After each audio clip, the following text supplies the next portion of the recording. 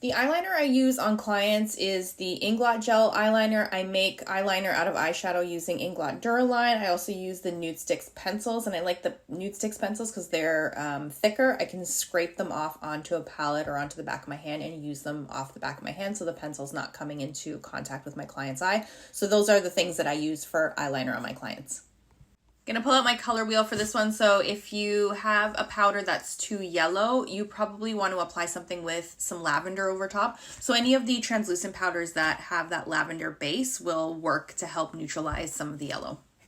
This will all depend on the look that I'm doing and the structure of the client's brow shape. Sometimes it's easier for me to brush the brows and almost do like a soap brow technique, especially if the brows are sparse, and then paint in individual brow hairs with something like the Anastasia Dip Brow and Duraline mixed in, so I can get that nice, those fine brow hairs, the look of that. And then sometimes I fill in the brows before and just put some brow gel on after, and that's good enough. But usually for brow products for sparse brows, well, for all brows, Anastasia Dip Brow for sure, Inglot Duraline to make that more fluid. And then I've been really liking the Ardell Brow Gel recently, or Brow Glue, I'm not sure what it's called. And then, of course, good old Pear Soap, some of my favorite brow products. For under eye products in my kit, I currently have Bioderma. It's the under eye gel. And then I also have, oh boy, Aven smoothing eye cream, because you can use these products underneath the eye and on the lid. The eye moisturizer doesn't necessarily make concealer crease. It can if you over apply moisturizer and it sits on top of that area. Concealer can crease if you also apply too much concealer, you don't set it properly or set it with the right powder. So creasing isn't always necessarily directly related to the use of eye creams, but the ones that I always use the most of, Aven soothing or smoothing eye cream for sure, and then the Bioderma, like just things that are simple, straight to the point, a little bit of hydration, no fragrance, gentle around the eyes, and stuff that you can use under the eyes and on the lid. Those are two of my most used eye creams at the moment. Yeah, I do sometimes. I don't really know how to answer this because sometimes I use foundation as concealer. I really love the Face Atelier adjusters. They're silicone based, so I mix them with anything that's silicone based in my kit, whether it's concealers or foundation. Now, sometimes if I find like I really need to change and adapt the undertone of the concealer that I'm using to my client's skin tone, or I need to correct something and I'm looking for that coverage, or I want to keep that thicker texture, I'll use a corrector that's a thicker texture. Also, like the LA Girl, the Senna corrector is another good one that will help correct, but it doesn't really change the consistency of the concealers that I'm using. But I find like even with the Face Atelier mixed in with something like the NARS concealer, it changes the undertone, but it doesn't really mess around with the coverage. So that's what I find anyways. Favorite concealers at the moment, Makeup Forever HD Foundation as concealer. That's a favorite one. The Lancome, their new, more radiant concealer. I think it's infused with skincare, not the original. I really like that one. And the NARS in the pot, the matte finish concealer. Those are my favorite concealers right now. I use pretty much all of the foundations that I carry in my kit on all skin types. I just more adjust the skin prep and then how I layer in setting sprays or choose my setting powder. But I would have to say Face Atelier for sure. And then the L'Oreal True Match Serum is another good one for dry skin. The NARS light reflecting is okay, but if there's any dry skin sitting on the surface, I find that grabs onto the dry skin. So I think I'll have to say Face Atelier and L'Oreal for right now. I'm hoping I'm understanding this question correctly. I'm not quite sure of the last part. Negotiating your prices. Sometimes that happens. Clients will ask you for a day rate, and other times the rate is the rate and you can take it or not.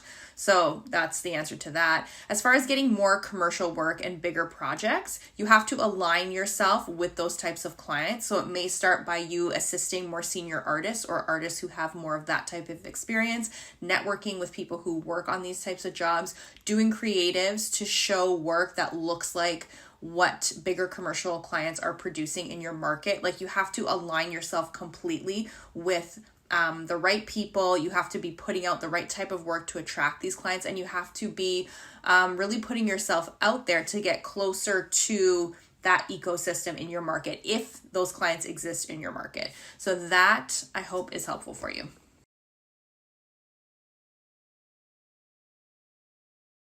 Oh boy, okay, an online mentorship program. I get asked about this very often, probably every week. It's not something that I'm going to be doing anytime soon. This is like 5 to 10 year plan stuff for me. I don't have the bandwidth right now to do this. I don't even know if I want to do something like this or offer something like this. My goal right now is really just growing artist to artist this account, making sure my courses are the best that they can be, hopefully partnering with more brands to bring you more content. So that's where I'm at.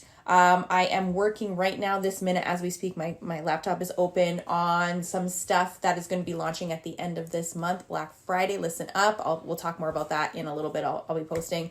But this is my goal. I want to continue to make content that is accessible. I want to make education and courses and whatever it is accessible and affordable to as many makeup artists as I can. That's the goal. The mentorship program, this is a high ticket item. In order for me to dedicate the time that I would need to run this. So right now it doesn't really fit into my plan, unfortunately. I talked a lot about this in more detail on episode, what was it? Let me just check. 23, how to use affordable products in your pro makeup kit. So something that artists do, and I would say this is something that you would do if you're more experienced, you're confident, you have a good handle on things. This is not something you want to do right away. You can kind of scale the products you're using to the job that you're doing. So an example in my case would be when I do the romance novel covers, it's tons of people. It's very fast paced. The makeup only has to be on for 45 minutes. Sometimes the people on the book cover are this big. So I don't need to use my best stuff for that type of job. I can use my drugstore items. I can test out things. I can, I don't need to use all the high-end products that I have in my kit. So that's what I mean when I have jobs that don't necessarily need the best of the best. Sometimes even when I'm doing headshots or quick things with kids or just stuff where makeup doesn't have to be on a long time. That's what I mean. I'll link you to the podcast so you can hear sort of more about my approach. I think you're asking me about powder eyeshadow after it's been applied and the makeup is done and some time goes by and the eyeshadow looks like it's moved under the eye. If this is the wrong question, just let me know.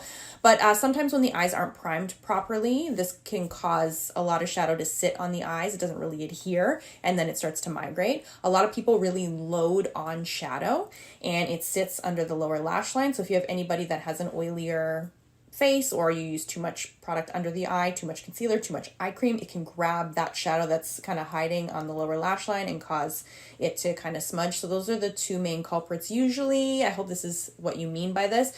But you just got to be careful with where you're placing your eyeshadow, the quality of eyeshadow that you're using, the way you prime both the lid and underneath the eye, because when eyeshadow sits in lashes and you don't get rid of it, it can migrate after you finish your application. So I hope this helps.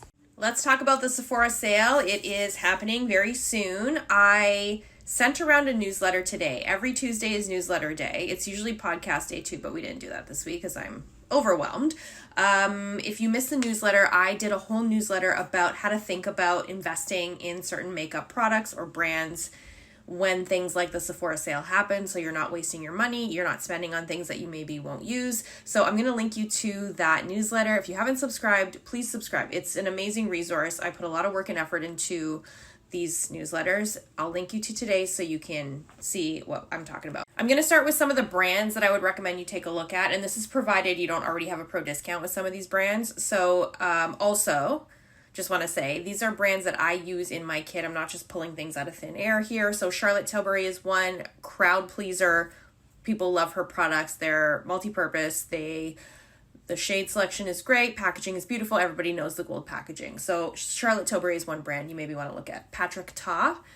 I'll be definitely buying a few items, and I'll talk about that in a sec. You maybe want to look at Dior is another one. Lots of good products, lots of viral items, look good in the kit, that type of thing. So those are three brands that I could think about investing in. Makeup by Mario, I'm so on. I've just tried the eyeshadow palette so far. They're good essentials. Are they the best eyeshadows I've ever used in my life? No, but do they get the job done? Yes. Do people recognize them and know them and identify with them? Yes. So Makeup by Mario is another option for that. Almost forgot to mention Hourglass. Great brand, beautiful products. If you don't already qualify for the pro discount from Hourglass, you may want to look at some Hourglass items. They have the travel size blush, so things like that. Let's talk about products. I have my kit in front of me here, so I'm just going to throw out a couple products. I did create a link for you of or on Shop My Shelf so you can see what I'm talking about. All the products are organized with the shades that I have in my kit. I'll include that link for you here. And then in the next story, I'll just start going through products. I'm tired and I need a coffee, so if I repeat myself, just bear with me here. I'm not doing skin prep from Sephora, but Laneige lip mask, always a good option, and you may want to get the kit, the gift set that has little minis, and you can just throw them in your kit. Smashbox highlighter from Becca, my favorite highlighter, I don't care, absolute favorite. Champagne Pop and Chocolate Geode. I'll show you Chocolate Geode, one of the only highlighters I really like for deep skin, this one here. And then they have another one, Opal, that I would suggest getting. So those are great. Hourglass, any of the ambient lighting palettes that you can get are going to be great. I'm probably going to purchase them with my pro discount if they ever get back to me. But the palettes from Hourglass. I think there's an Evil Eye one. That's the one I'm talking about. And then this is one of the blushes that I always use. It's Luminous Flush, and you can see how often I use it. I'm hitting pan on that. So the mini blushes are a great option too. All right, Charlotte Tilbury, do the airbrush flawless finish powders. I carry all 4. You can do them in regular size or travel size. Kind of wasting money for the travel, so do these. And again, these are available pro discount from the site if you have that, but if you don't, do that.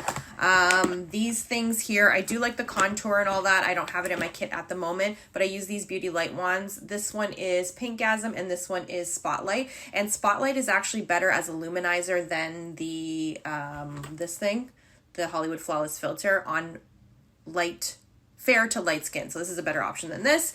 And then this, like, no-brainer, amazing product. I do the travel sizes, and I have a couple full sizes for deep skin because the travel sizes don't come deep enough. So from Charlotte Tilbury, I would recommend those. And the cream bronzers from Charlotte Tilbury are amazing. You'll have to depot them because the packaging is huge. Beautiful. Powder bronzers from Charlotte as well. Excellent. Just like too massive for the kit.